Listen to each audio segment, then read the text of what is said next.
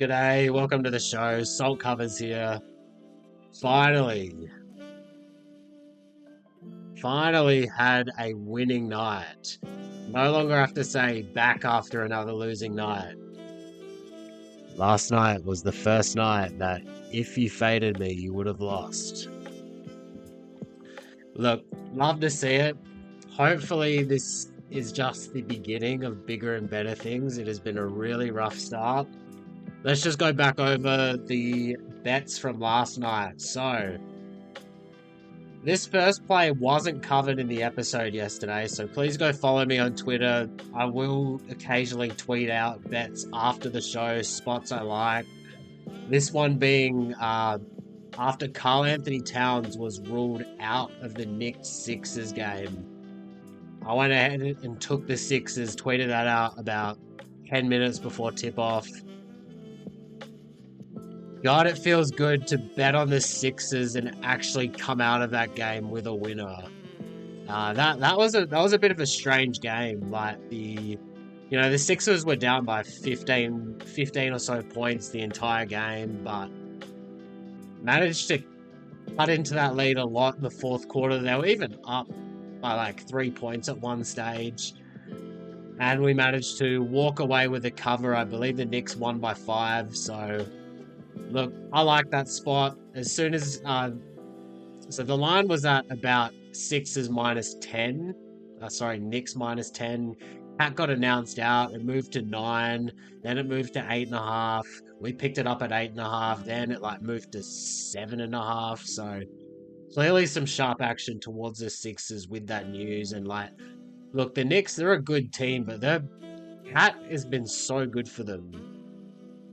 He makes the offense so much better with his spacing, his ability to drive off the closeout after he makes a few threes. He is so important for that team offensively. The under would have been a great look as well. That total was at 230 and it just steamed down to 227. That game finished well under 215, so solid 10 or so points under. We also had the Raptors and Pacers under. The projections really like that. Just the eye test, seeing a total that high for a Raptors game. Had to take it. That total closed at around 234, 233, so got some great CLV on that. So yeah, we won on the Heat at Hawks as well. That was an interesting pick because that pick, they had played it just 2 days ago. Total for that game did steam up. However, they finished on 188 points or something. But look, even though that previous game finished well below the total, we did see that previous game. The market moved well towards the over. The market opened at 227, closed at 231 or 232. So as soon as we saw that 227 back on the board, we had to take it. This second game also closed at it closed slightly less than the first game. It closed at 230, 231. Had a winner there. As for the Sacramento-Utah game, look, I'm going to stand behind taking the Jazz to cover. We bet that nice and early. That line went out to Kings minus 10, but it actually did close at Kings minus 9. So there was a late market push towards the Jazz, but the Jazz just weren't able to cover. Lost by 17. There were times where they're in range, but for the most part, that was a blowout. Look, as for the over, look, I'll stand. I'm happy to admit that was a bad call. Game had a very low chance of hitting the over almost the entire game. It had a late push in points, finished at 219, but that game live was sitting at around 210 for a good chunk of that game. Anyways, let's keep it moving. Let's have a look at this shorter slate today. How many games have we got? We've got 5 games. You know what I love about these shorter, these smaller cards is you can really get into it. So let's pull up the record. The record's still horrible, but moving in the right direction. So, first game we have is the Warriors in Orlando. I've been saying on the last few shows that I've wanted to find a spot to bet on the Magic, and this is the spot. I told you last time that maybe I told you last time, I think I told you guys last time that I've been looking at this game.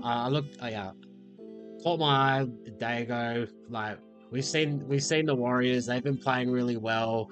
Definitely a team that the public are starting to look at. They went like 6-1 with Jimmy Butler in the lineup, albeit against a very weak schedule. Warriors are riding high at the moment. Orlando coming off a 40-point loss against the Cavs.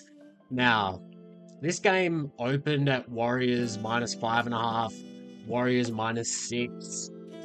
Let's just get my odds screen correct. Here we go.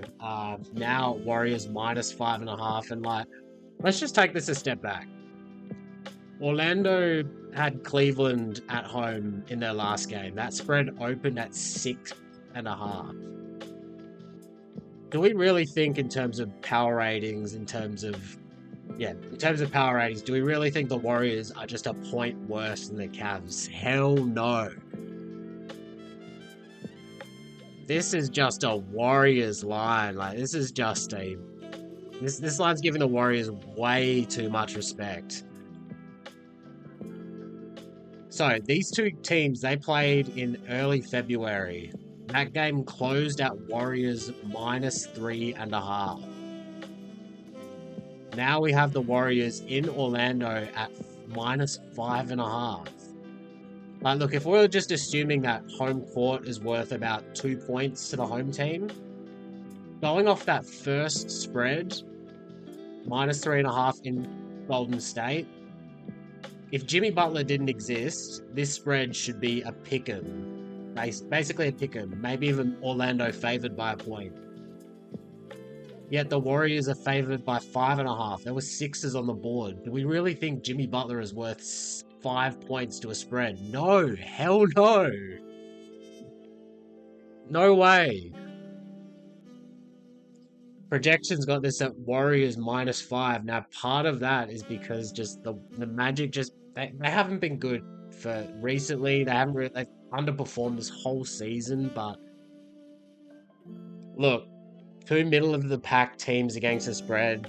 Not much of an edge here projection wise, but just in terms of selling high on the Warriors and buying low on the Magic. This is my biggest play since starting the show. I've got 4 units on the Magic. I've got two units on the Magic +6. Got that at $1.86. I've also got 2 units on the Magic money line as well.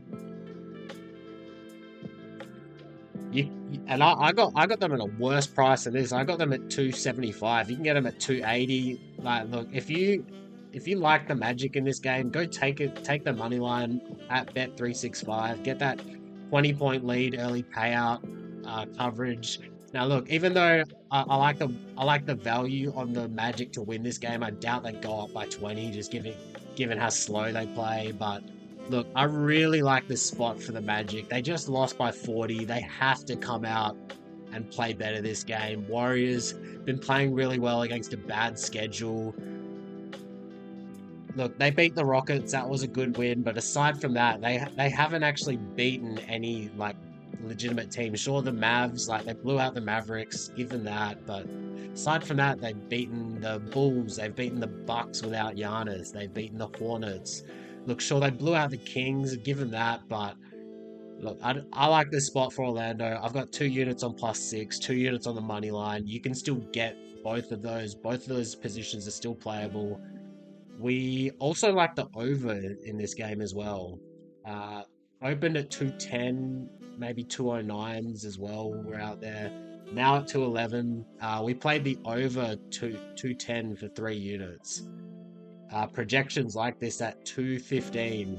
You know, the one thing I like about these shorter cards, it gives me a bit more time to like really dig into these games. And one thing I've been looking at is how do teams perform against say, like the top 10 teams in pace or the bottom 10 teams in pace. So I did look into how the Warriors have played against bottom 10 teams in pace. The over is 8-5. We like to see that. So yeah, look, projections 215. We saw the market move as well. That's why we took the 210. So we have a lot riding on this game. We like Orlando. We like the over. I know that the underdog and over not always correlated. I don't care. That's what we've got in this game. Let's move on to another good game. Another good game. We have the Denver Nuggets playing the Milwaukee Bucks. This line opened at Denver -3.5, went down to Denver -2.5, now at 3. Projections have this at Denver -2, so a small edge here to the Bucks.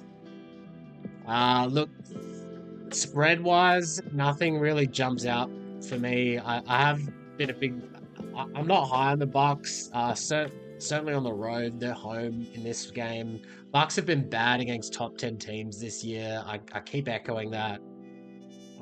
Denver haven't been much better against top 10 teams, actually. Like that, Denver have won like 9 out of 10, but went on an 8-game winning streak. But most of those games in that 8-game winning streak were against bad teams. They did have a nice win against the Pacers. I just can't say in Indiana. I avoid saying that.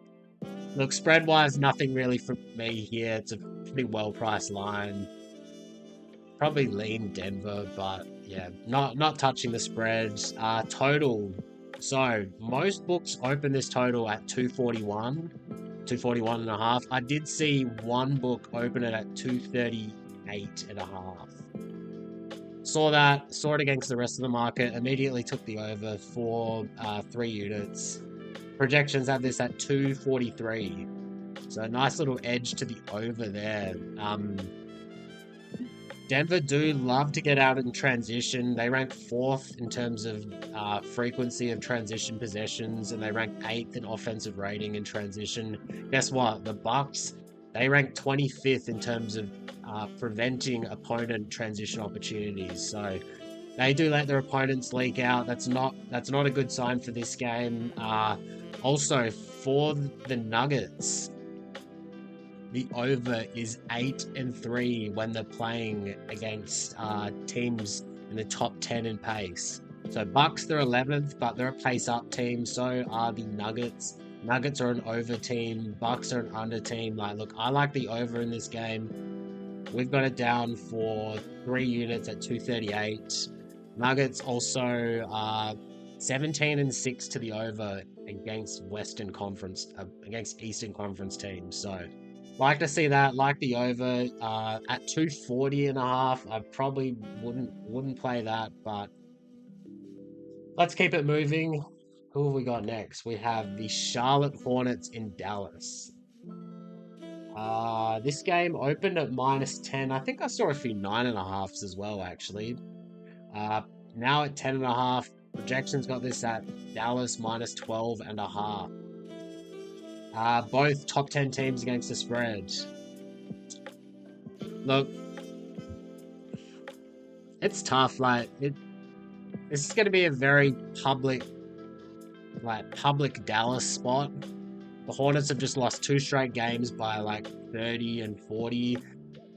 Yeah, the Hornets have just been awful lately. They lost by a lot. Yeah, they lost by 50 to the Blazers, lost by 30 to the Warriors. Now playing Dallas, which, yeah, look, I would take Dallas, but yeah, look, it's just a lot of points to lay with an injured Dallas team. Just not going to touch this game, quite honestly. Total-wise, open at 223, now 223.5. Projections got this at 224. Look, nothing from me on the total either. Let's keep it moving, and just to go back to that the Warriors and Magic. This is another spot where the public's just going to be all over the Warriors. Now we see it back at 6, which is very interesting.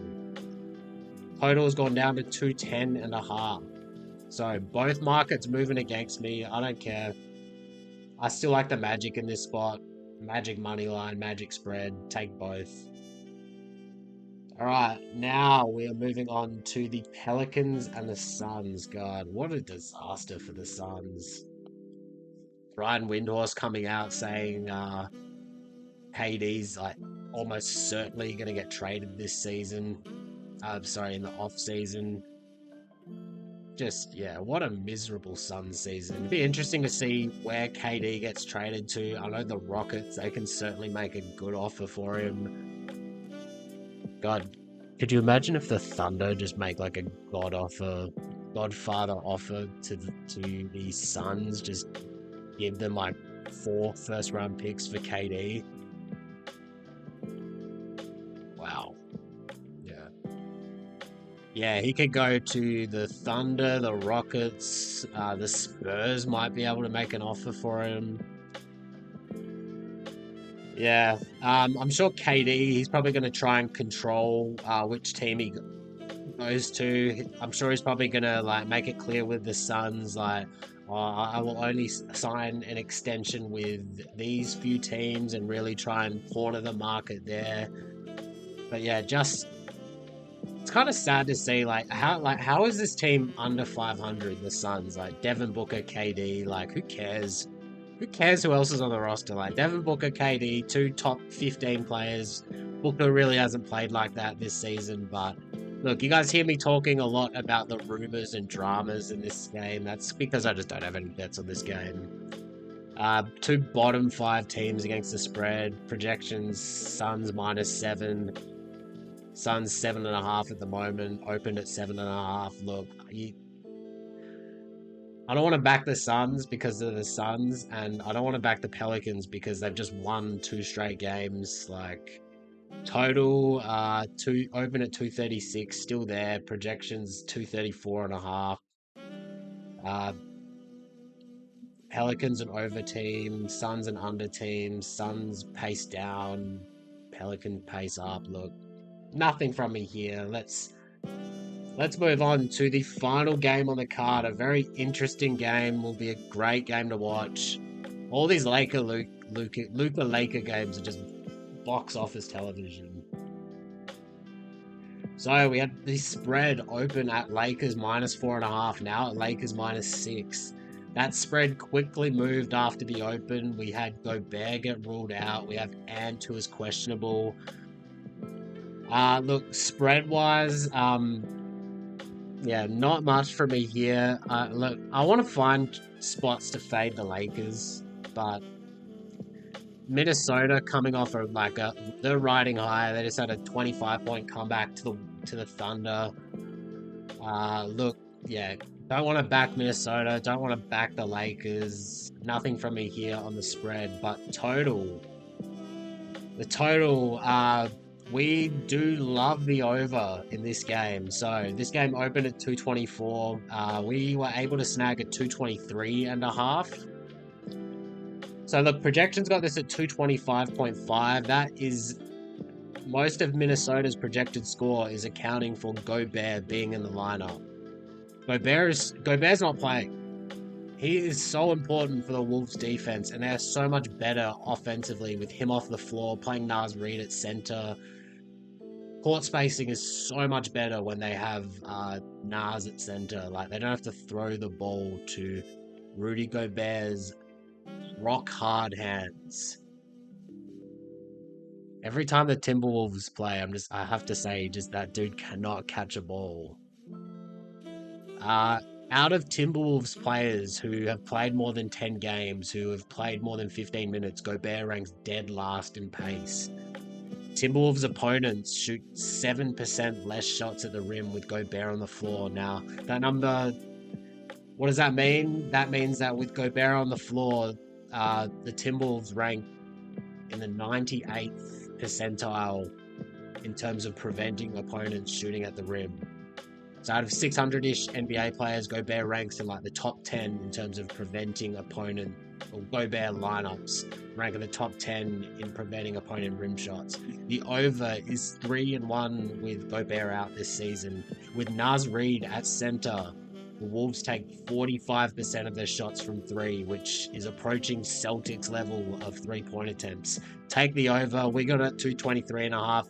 I honestly would still play this 225. I reckon this closes at 227. We like the over in that game. Nothing from me on the spread. So let's recap. Let's recap. Let's get the odds screen off my screen. Let's get the we can keep my shitty record on there. Fine. So we like the Magic +6 for 2 units. We also like the Magic money line for 6 units. We love that play. We love this chance to sell high on the Warriors, buy low on the Magic. Public's going to be riding the Warriors in this game. We love the Magic in this spot, coming off a 40-point loss. Warriors coming off 2 straight 20-point wins. We also like the over in this game. Over 210, got that down for 3 units. We also like the over in the Bucks versus Nuggets. Got that at 235, probably 238.5. That is at 240.5 still. Probably wouldn't play it at 240.5. And we also have the Lakers and Timberwolves over 223.5 for 3 units. Look, in my opinion, Magic and Orlando. Magic, play the Magic, play that Minnesota Lakers over. Those are my 2 favorite spots for today. Look, I've been forgetting at the start of every episode. Please like, comment, subscribe, all that good stuff. Yeah, we're not going to stop, win or loss. I hope this information I'm giving you, hopefully it's insightful. Some of these things in terms of looking out for teams over-under records against bottom 10 or top 10 teams in pace, that does take a little bit of time. You can't just freaking Google that shit. You got to actually manually go on to team ratings, look at all these teams' games, copy and paste that into an Excel sheet, filter out all the top 10 or bottom 10 teams in pace. It takes a little bit of time, so drop us a like, drop us a sub. Until next time, let's get them books salty.